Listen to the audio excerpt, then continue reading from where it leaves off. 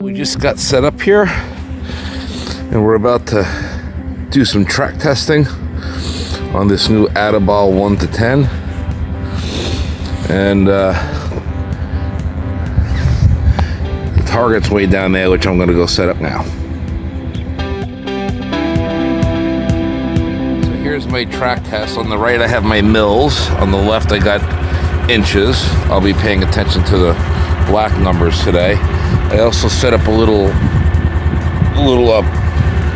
level here so I know my lines are good and straight, unlike the target. But we're set up to see how this Atibal can track.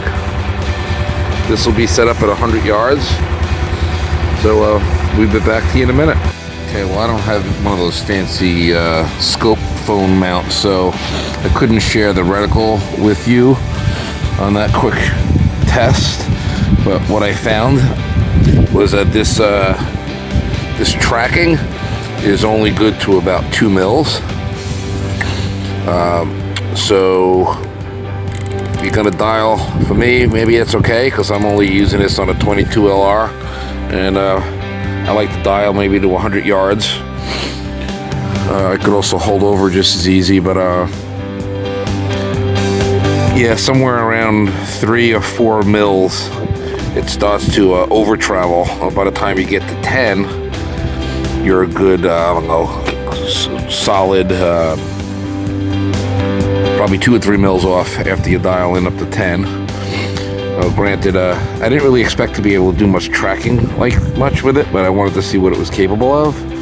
So maybe it does return to 0 though. When I go all the way up to 10 and come back, it does seem to come back to 0. Pretty repeatable. And from what I understand, most of these 1 to 10 scopes are not really designed to dial, well, especially in this price point. But so far, I'm okay with it. I'm gonna see how she shoots and how comfortable I can get with the reticle.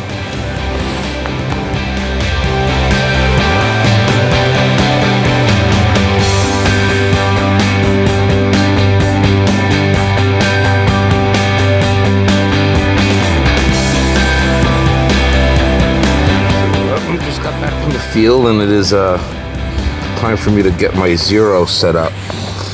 And a couple things I wanted to just point you out. Number one, there was this little piece of, it looks like a little O-ring type of thing. It seems pretty simple. I think it's just to hold this little button in here, this little set screw, so it's almost acting like a Loctite.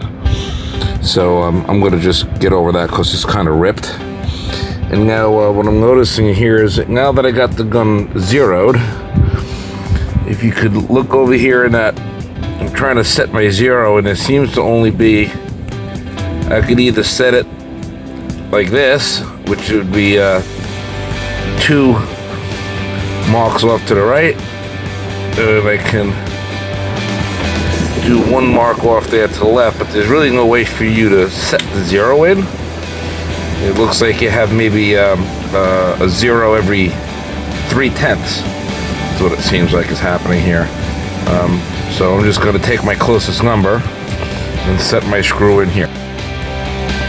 So I'm going to basically make a decision here whether or not I wanted to keep this scope, and I am definitely going to keep this scope.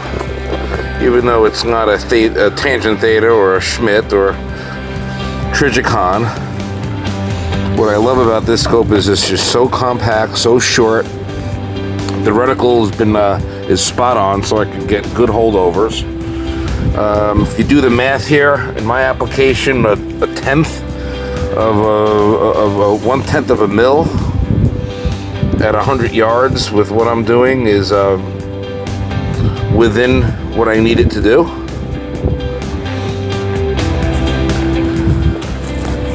I did walk around with the gun and shoot with it like a red dot and had a good time shooting it. Carries nice. I am going to change this mount because I need a little less eye relief yet. They've been extremely receptive at Atibal, by the way. These guys are amazing people to work with, very knowledgeable. Make a really good looking product too. So performance, price points, you know, you dressing up this 22, the whole rifle's $700. So I put a $700 limit on what I was going to do with glass. And I did want to do some steel plate challenges and walkthroughs.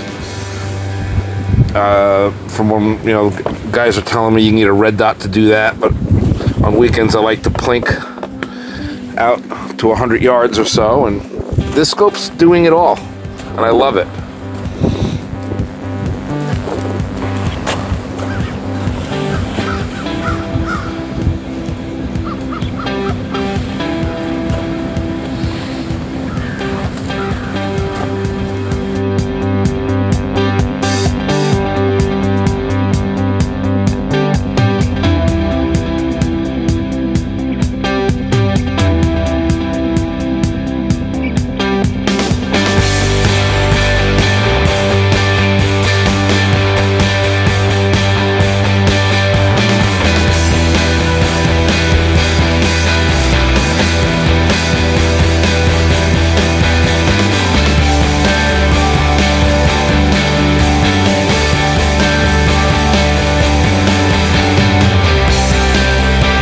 I love it.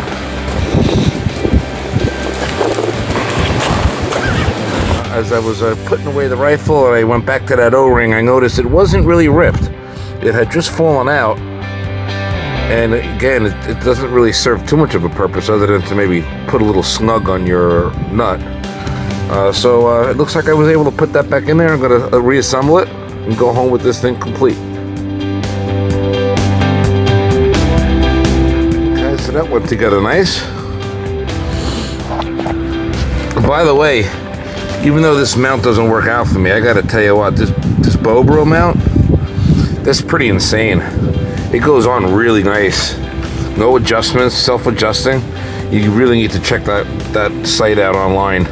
You look at what they achieved with this patent, and it's pretty awesome. I actually wish I can get it to work for this thing, but it's just not the right length for this flat top target rifle, so it is competition rifle, but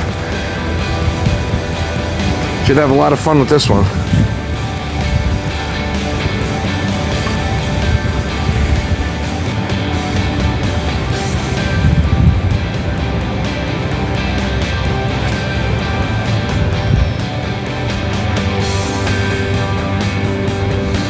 By the way, this rifle shot prime and federal really well.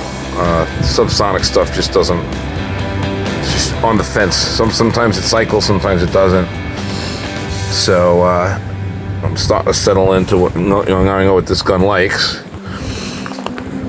Maybe tomorrow we'll shoot some, Saturday or so, maybe in a couple days we'll get some real footage. We're going to shoot up a little bit of a competition here. Me and 2 or 3 other guys are going to do some steel shoots, and we're going to run this and maybe a 17 and shoots. So if that happens, we'll stitch it to the end of this video. But hope you like it. Hope you enjoyed the video. Thanks for checking it out.